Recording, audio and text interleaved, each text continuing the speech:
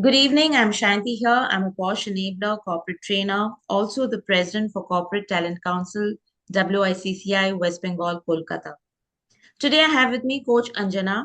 She's a very interesting person. We're going to dive deeply into the topic of diversity, equity, and inclusion. Inclusion, as you know, sometimes can be misunderstood, misinterpreted, or not enoughly incorporated by organizations. So, Coach Anjana, as I said, she's a very interesting person. She's an internationally certified mind coach and corporate coach, an esteemed WICCI Council member, a multiple award winning learning and development evangelist, an NLP practitioner, an IIM certified HR analytics professional, a winner of 7 LinkedIn top voice badges. She recently got featured as one of India's top icons by Business Talks magazine.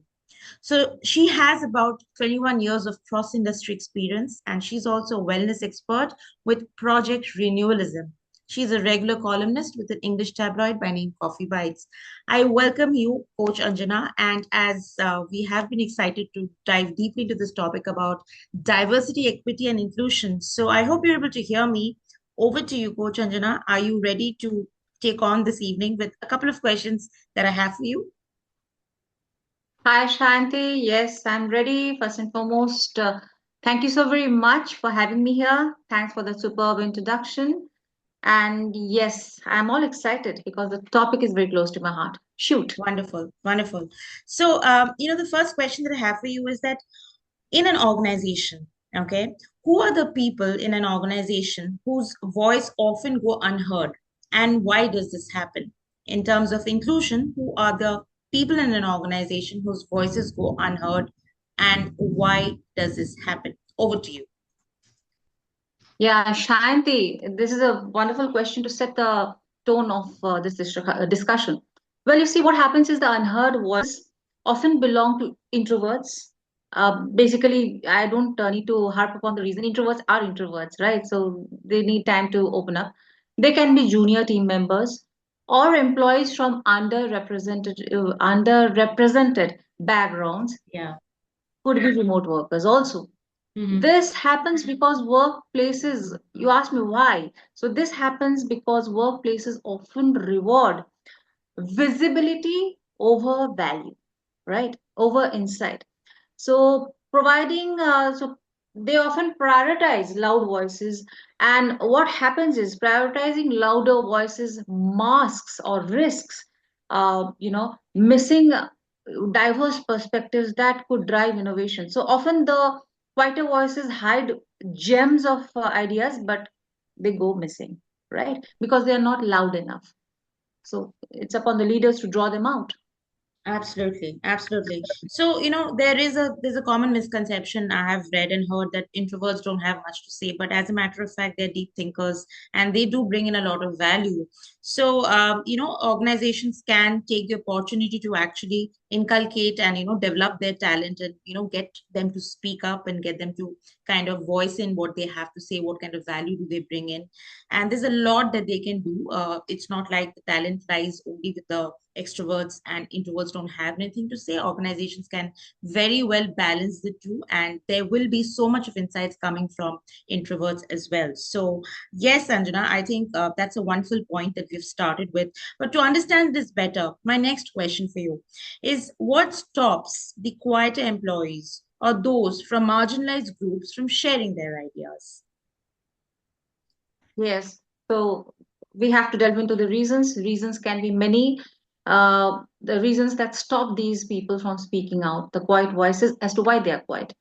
So the first and foremost aspect is fear of judgment. And when you fear this, see, initially in our careers also we had this fear. I'm sure you'll agree with me, Shanti, Yes, I that do. I at Yes. least suffered from fear of judgment, and I Yeah. used to be hesitant before voicing out any idea that I had, any kind of insight that I wanted to share, or any experience that I wanted to share. So I had this constant fear at the back of my mind that how will I be looked upon? How would people judge me? They will judge me, and what kind of opinions will go around? There can be cultural norms Yeah. and also unconscious bias that create barriers. Well, some employees worry that their ideas may be undervalued, especially if they don't align with the dominant communication styles. Every organization has got a dominant, underlying communication style. So what happens is the leaders have to work towards creating psychological safety, Hmm. a culture where everyone feels comfortable sharing and can break these barriers. That ecosystem where everybody feels very safe and comfortable to voice out their ideas. So this is something that we really have to work towards. Yes, absolutely. So there could be various hindrances, like, there could be people do feel judged all the time. And I think it happens with everyone, all the more for people who are starting out fresh in organizations. They have a fear of being judged. I So, agree. I so overcoming agree. that, creating more of a safer environment, a psychologically safe environment, and encouraging people to open up.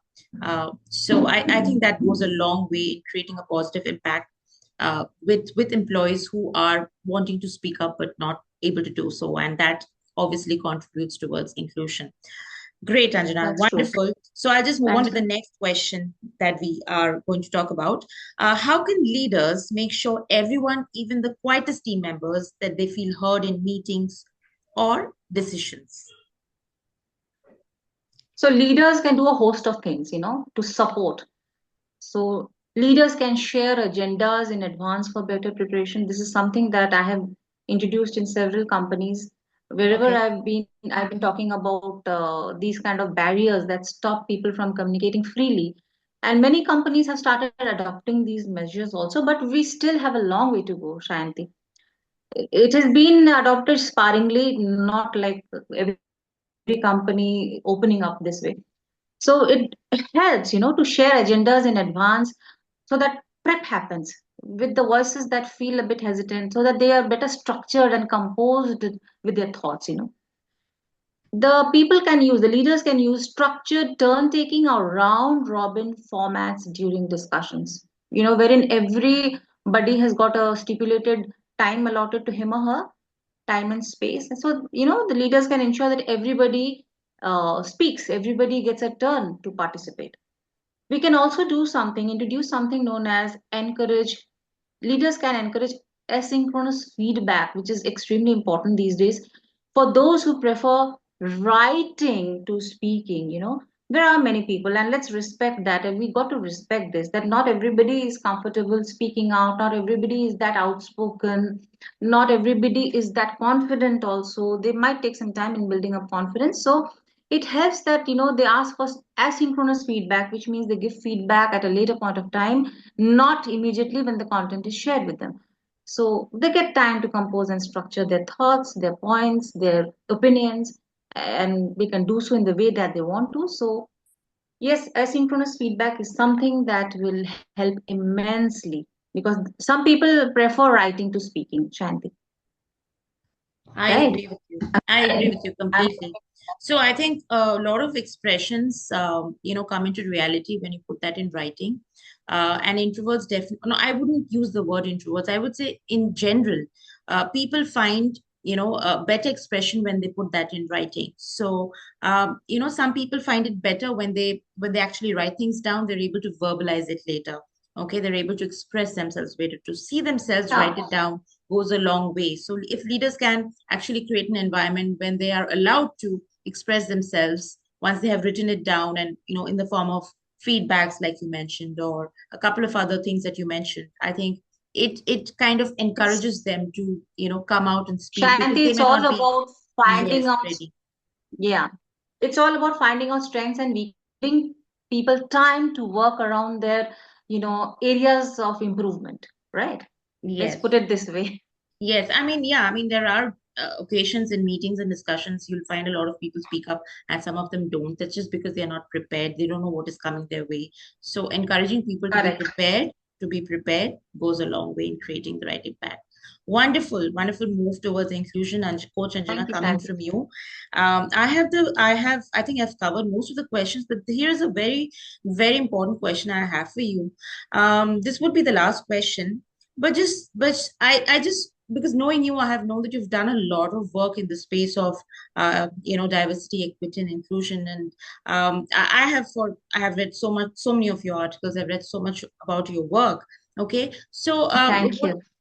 Right. So, what do you think organizations can do towards diversity, equity, and inclusion? And also, how frequently these programs can be organized? What kind of intervention programs? I mean, in general, what are the steps they can take towards driving inclusion along with diversity and equity? Mm. Over to you. Yeah, yeah. So once we have come to this part wherein we discuss solutions. I'll cite an example from my professional experience. Out of the 21 long years of my cross-industry experience, I've spent the maximum amount of time in the healthcare industry. So, one of the most rewarding aspects of my work has been coaching and training nurses in the healthcare industry. Now, they are a group that is often overlooked when it comes to decision making, despite the fact that, despite they being at the front line of patient care. So, my focus has always been not just skill building, but on empowering them to find their voices, to advocate to the senior management level for better processes, tweak their processes so that every voice can be heard, and to share their invaluable insights because they are the ones who are dealing with patients hands on, right? So develop a partnership style of leadership. So now when you say that how frequently DEI intervention should occur in an organization, let me tell you that I let me categorize them. Sometimes it can be in an ongoing training, so you can integrate your DEI, into every training workshop, L&D intervention that happens. So conduct DEI workshops at least quarterly to ensure continuous learning, adaptation, people opening up to these aspects, creating awareness, drumming up noise about these aspects. Now you can also have something known as, now this is got to be customized as per the modus operandi of the organization. You can also have, in some places it helps to have monthly check-ins. Now you can host regular forums, or you can have focus groups to gather feedback and address the immediate concerns. There are some concerns which need immediate attention. I don't know, but some organizations just push them under the carpet or tend to push them under the carpet. It is not the right norm to follow. This is not something correct happening. So we've got to work around them. We've got to block time, even if it's a monthly check-in. If nothing is possible, Shanti, is it not possible to have at least an annual assessment wherein leaders can review the DEI metrics and progress as to how much progress has been happening at least once a year to refine, upgrade, tweak, modify the strategies, set new goals, have new vision statements, have new mission pointers, integrate several new things, new aspects. These are things that can be done. Now, daily reinforcement, nothing better than that. The leaders can embed DEI principles into everyday practices like MBWA, management by walking around, team meetings, hiring processes, leadership decisions. So these are, just a few. If there is the intent, action will follow. A host of things can be introduced by the leaders. Lastly, let me come to one strategy that's very important: ad hoc interventions, wherein some specific incidents are addressed, some specific needs or specific incidents are addressed as they rise to. Sometimes these kind of interventions are important because out of the blue something can happen and situations can arise and interventions are required. So to maintain a responsive and inclusive culture, you can have these kind of ad hoc, suddenly when things happen you can introduce them. So the basic, in a nutshell, let me tell you, as and when required. Apart from that, regular, quarterly, monthly, annually, whatever suits your organization, right? Right. So yes, indeed, there has to be ongoing interventions quarterly or, if possible, monthly or daily interventions, and a lot of involvement from the leadership side to be able to, drive inclusion. So at the end of the day, the organization also benefits